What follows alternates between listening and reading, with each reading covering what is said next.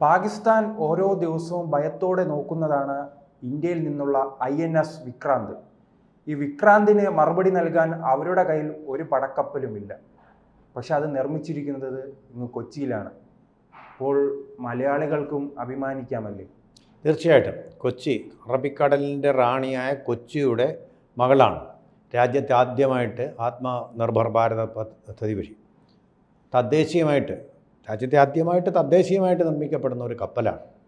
വലിയ വിശാലമായിട്ടുള്ള അതിൻ്റെ ഡെക്ക്, എത്ര വിമാനങ്ങളെ വേണമെങ്കിലും വിമാനങ്ങളെ വേണമെങ്കിലും വഹിക്കാൻ കഴിവ് എല്ലാം ചേർന്ന എല്ലാ രൂപലാവണ്യവുമുള്ള ഒരു മകളാണ്. ആ മകളാണ് കറാച്ചി തീരത്ത് നങ്കൂരം ചെയ്യുന്നത്, അറബിക്കടലിൽ നങ്കൂരം ചെയ്യുന്നത്. അതിൽ നിന്നുള്ള മിസൈൽ കറാച്ചിയിലേക്ക് പായിക്കാം. നമുക്ക് നേരത്തെ കിട്ടിയ റിപ്പോർട്ടുകൾ പ്രകാരം കറാച്ചിയുടെ അവരുടെ സങ്കേതങ്ങളെല്ലാം തന്നെ നശിപ്പിച്ചു എന്നുള്ളതാണ് നമുക്കറിയാൻ കഴിയുന്നത്.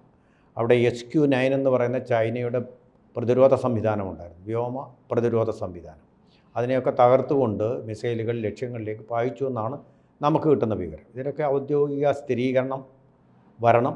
കാരണം യുദ്ധവാർത്തകളാണ്, നേരിട്ട് റിപ്പോർട്ട് ചെയ്യാൻ പറ്റുന്ന സ്ഥലങ്ങളല്ലിപ്പോൾ ഇത്. അപ്പോൾ പാകിസ്ഥാൻ മുഴുവൻ സുരക്ഷിതമല്ല. എന്തായാലും നമ്മൾ കിട്ടിയ ഒരു വാർത്ത, അമേരിക്കക്കാർ ലാഹോറിൽ നിന്ന് പുറത്തു പോകണം എന്ന് ട്രംപ് അമേരിക്കക്കാർക്ക് ഗൈഡ് ലൈൻസ് കൊടുത്തതായിട്ടാണ് നമ്മൾ മനസ്സിലാക്കുന്നത്. അപ്പോൾ എന്തൊക്കെയോ സംഭവിക്കുന്നുണ്ട്. ഇതിൻ്റെ സത്യാവസ്ഥ അറിയണമെങ്കിൽ ഔദ്യോഗികമായിട്ടുള്ള പത്രസമ്മേളനം നടക്കണം. പിന്നെ റൂമറുകൾ ധാരാളം ഇങ്ങനെ മിസൈലുകൾ പോലെ പാഞ്ഞു നടക്കുന്നുണ്ട്.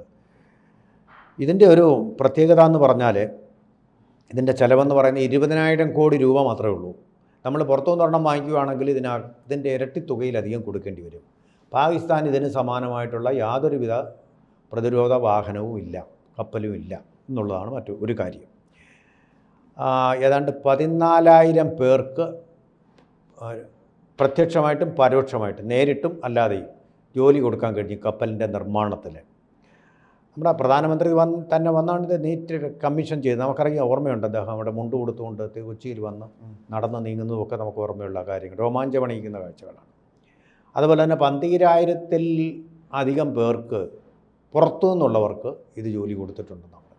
അപ്പോൾ അത്രയ്ക്ക് കേരളത്തിന് പുറത്തുള്ളവർക്കും തൊഴിലൊക്കെ വർദ്ധിപ്പിച്ചു കൊടുത്തിട്ടുള്ള വളരെ ബൃഹത്തായിട്ടുള്ള ഇന്ത്യയുടെ നിർമ്മിതി, ഇന്ത്യയുടെ അഭിമാനമാണ്, എക്കാലത്തും അഭിമാനമായിട്ടുള്ള ഒന്നാണ് INS വിക്രാന്ത് എന്ന് പറയുന്നത്, കമ്മീഷൻ ചെയ്തത്. പല കപ്പലുകളും നമ്മൾ ഗരുഡ അങ്ങനെയുള്ള കപ്പലുകളൊക്കെ നമ്മൾ ഡീകമ്മീഷൻ ചെയ്തു, അതിൻ്റെ സമയം കഴിഞ്ഞു.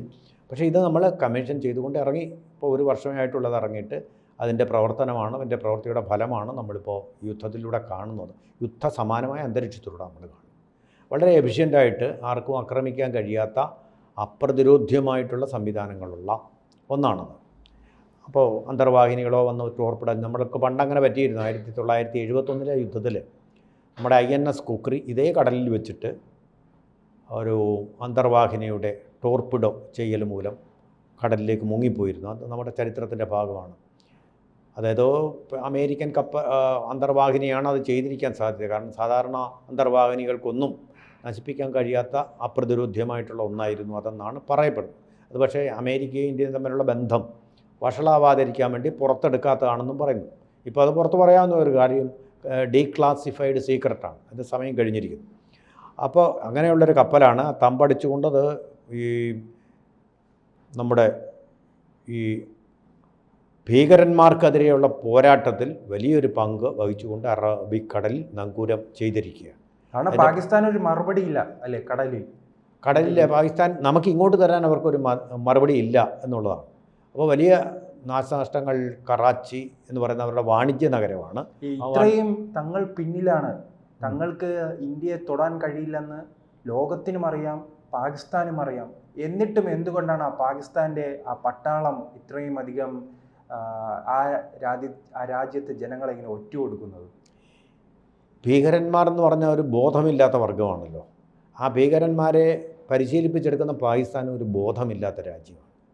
അതെവിടെ നിൽക്കുന്നു എന്നൊരു തിരിച്ചറിവൊന്നും ഉണ്ടായിരുന്നെങ്കിൽ ഇന്ത്യയോട് യുദ്ധത്തിന് വരികയോ ഈ പ്രോക്സി വാർ എന്ന് പറയുന്ന ഭീകരന്മാരെ ഇങ്ങോട്ട് അയച്ചുകൊണ്ടുള്ള യുദ്ധം നടത്തുകയോ.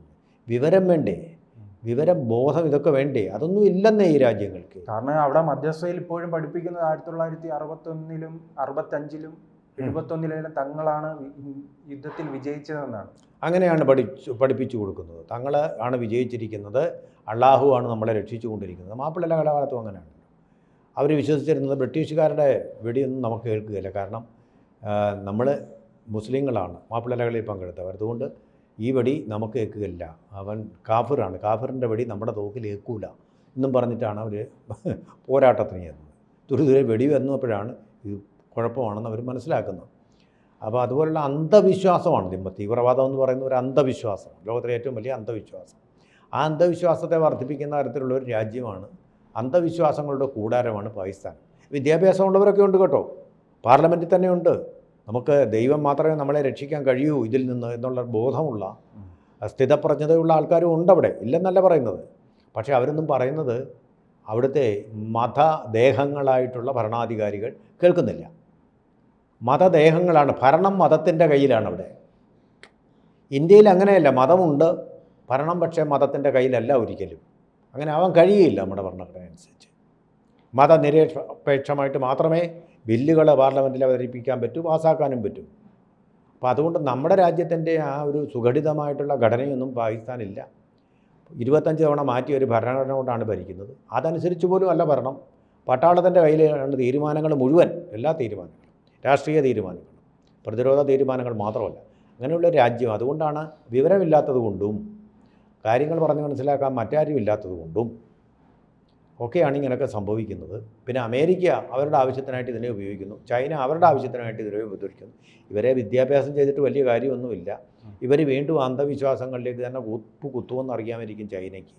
അതുകൊണ്ടാണ് ഇതിനെ ഒരു പരിഷ്കൃത രാജ്യമാക്കി മാറ്റാൻ ഒരു രാജ്യവും ശ്രമിക്കാതിരിക്കുന്നത്. അത് അവരുടെ അന്ധവിശ്വാസങ്ങളിലും ഇരുണ്ട നൂറ്റാണ്ടുകളിലേക്കും കൂപ്പുകുത്തിക്കൊണ്ട് കിടക്കുന്ന ഒരു രാഷ്ട്രമാണ്. അതുകൊണ്ടാണ് അവിടെ ഈ കുഴപ്പങ്ങളുണ്ടായിത്തീരുന്നത്. യാഥാർത്ഥ്യബോധം തീരെയില്ല. തങ്ങൾ എന്തോ ആണ് എന്നൊരു തോന്നൽ അവർക്കുണ്ടാകുന്നു. അങ്ങനെയാണ് ചെയ്യുന്നത്. വണ്ട് ദീപത്തിനെതിരെ യുദ്ധം ചെയ്യുന്നത് പോലെ, വണ്ടേ നീ മരിക്കുന്നു ദീപവും കെടുത്തുന്നു എന്ന് പറയുന്ന പോലെ ലോകത്തിൽ ഈ സമാധാന അന്തരീക്ഷം തകർക്കുന്ന ഒരു പ്രസ്ഥാനമാണ് തീവ്രവാദ പ്രസ്ഥാനം. ആ പ്രസ്ഥാനത്തെ ഊട്ടി വളർത്തുന്ന അതിൻ്റെ പിതൃഭൂമിയായിട്ടുള്ള പാകിസ്ഥാൻ പാപികളുടെ സ്ഥാനമാണ്. പാപികൾക്കും ഈ സൈക്കോ ഫൈലുകൾക്കും ശരിക്കും പറഞ്ഞാൽ തെറ്റേത് ശരിയേതെന്നുള്ള ബോധമില്ല ചെകുത്താന്മാർക്ക്. കാരണം ഈ ഗൾഫ് രാജ്യങ്ങൾ പോലും ഇപ്പോൾ പിന്തുണയ്ക്കുന്നില്ലല്ലേ പാകിസ്ഥാന്? ഇല്ലില്ല. എല്ലാം രാജ്യത്തിൻ്റെ താല്പര്യം മുഴുവൻ മതമല്ല, ലോകത്തിൻ്റെ താല്പര്യം സാമ്പത്തികമാണ്. സാമ്പത്തികത്തെ നിലനിൽപ്പിൻ്റെ പ്രശ്നമാണ് രാഷ്ട്രങ്ങൾക്ക്, പുരോഗതിയുടെ പ്രശ്നം. അതിൻ്റെ പൗരന്മാർക്ക് എങ്ങനെ സുഖമായിട്ട് സന്തോഷമായിട്ട് നാളെ ജീവിക്കാമെന്ന് ചിന്തിക്കുമ്പോൾ ഇവർ വിചാരിച്ചിരിക്കുന്നത് നമ്മളൊരു കാഫിറിനെ കൊന്നാൽ നമുക്ക് സ്വർഗം കിട്ടും. നാളത്തെ ആ സ്വർഗം, മരണത്തെ ശേഷമുള്ള സ്വർഗത്തിൽ മാത്രമാണ് പാകിസ്ഥാൻകാരുടെയും തീവ്രവാദികളുടെയും വിശ്വാസം. കൂടുതൽ വാർത്തകളും വിശേഷങ്ങളും നിങ്ങളിലേക്ക് എത്താൻ ABC മലയാളം സബ്സ്ക്രൈബ് ചെയ്യുക, ബെൽ ബട്ടണും അമർത്തുക.